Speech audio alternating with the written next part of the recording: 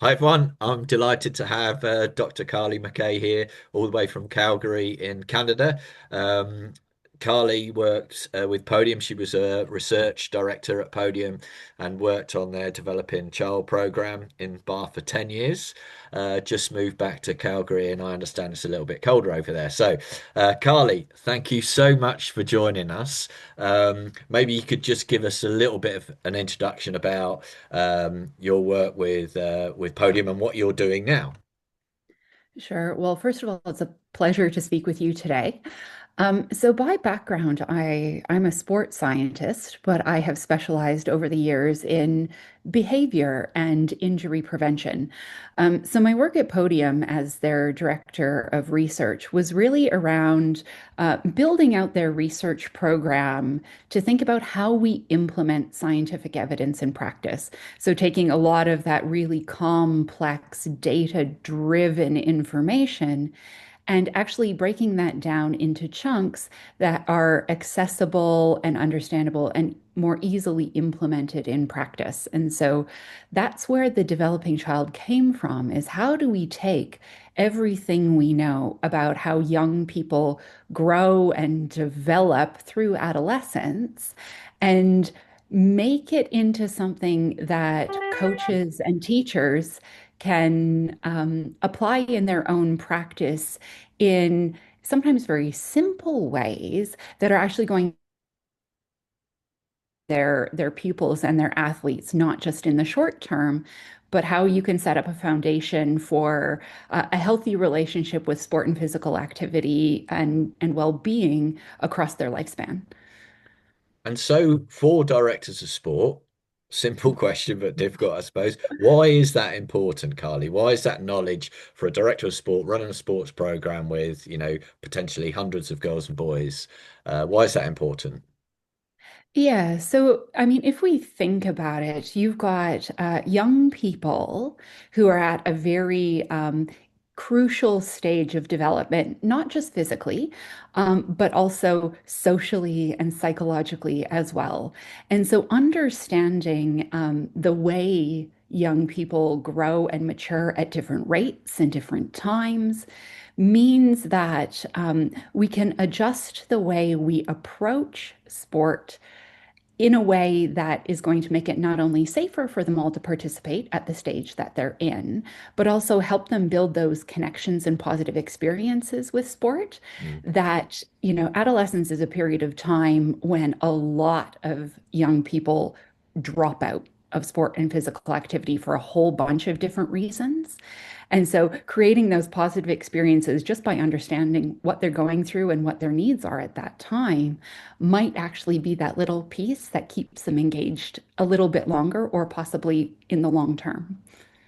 And we were talking earlier, and you were saying the foundations for this are set at school. So, what sort of foundations, ideally would a school be setting so that our boys and girls leave with that, love of physical activity?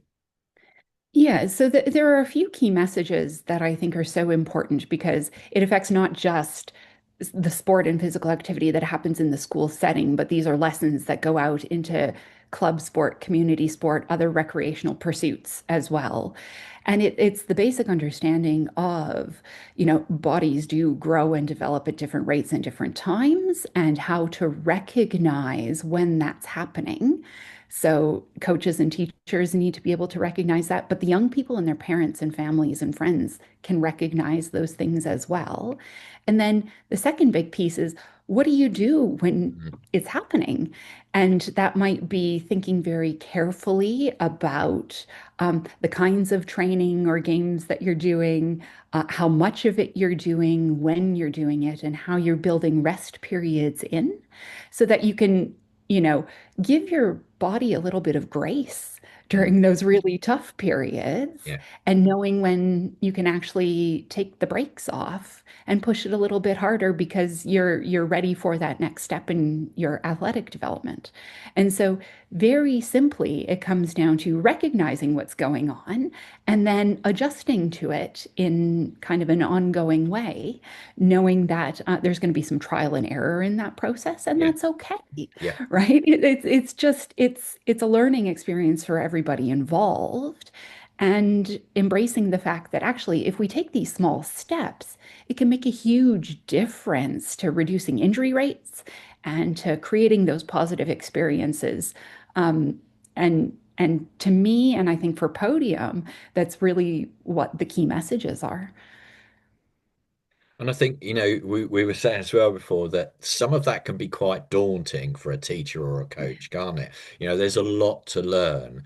Um, and my point was, I think as long as you're trying and the pupil knows that you care about them, is half the battle. So let's take the injury situation because, growing up, there are a number of common injuries that adolescents can get when we've got someone like that in our care, let's say with Osgood Slatters or whatever, how can we make sure that they're still involved and they still particularly feel, socially attached and belong to the group?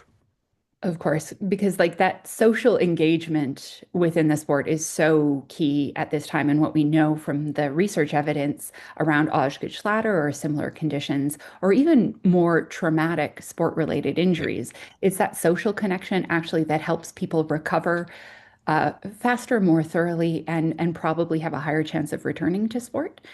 And so I think the key piece here is in just making sure that if those conditions happen, say it's Osgood-Schlatter, mm, they kind of come on over time, they're painful, and those symptoms can last for a year or more. mm, So making sure that those athletes, those pupils, can say be around their team or their classes on a mm, regular basis, have a role to play if they can't participate on the day. Like we were discussing, take part in the halftime talk or take some playing statistics on the sideline, possibly take on kind of an apprentice coaching yeah, role with the team, make sure they're still involved in team social events, and if at all possible, travel with the team to their events. yeah, Because it's not just about developing the performance skills in those settings, but actually you can set young people up for future coaching yeah, or refereeing, or even one day they might be the parent or caregiver of a young person who has a passion for sport. And so embedding those values and skills early, you're actually maybe setting them up in terms of career development yeah. or other roles down the road. And also fantastic role modeling for the rest of the team to show that when you're part of a team, we're still going to look after you, you still belong. And like you say, hopefully then those people who weren't injured will also see that behavior is good. So when they're in a similar situation, when they leave school, I think those skills are brilliant.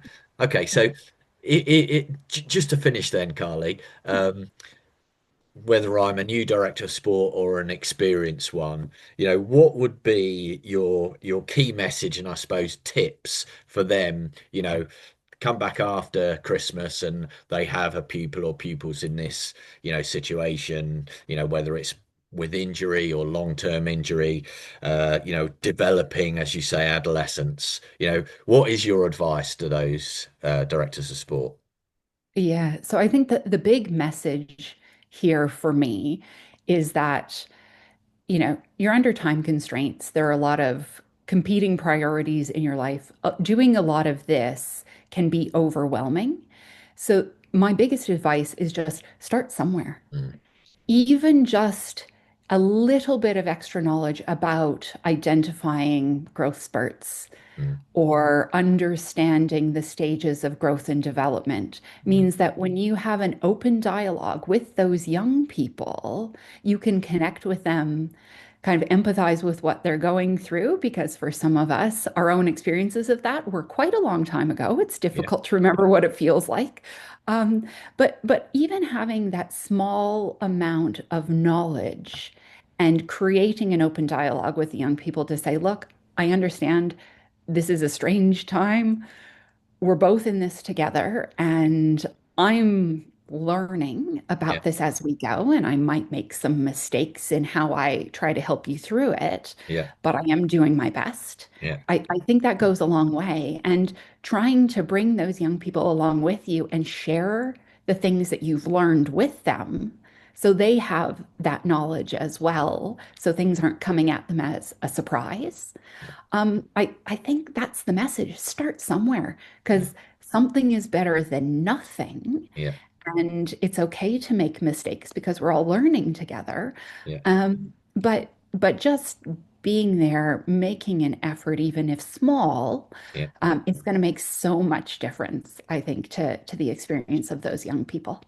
I love that. That's great advice. And as we said, it's not just about the sport, is it? It's all those other skills that hopefully, in if we're looking at some sort of higher purpose here, is just making the world a better place. If we're sending out children that are just good people, if they're good at Yeah. sport or physically active, that's amazing. But all these things that you've just highlighted there, I think, are fantastic. So, Carly, thank you so much for joining us all the way from Canada. And as I say, I'll highlight your work underneath when I post this, and I'll signpost people to another couple of areas again. So just wanted to say thank you very much again.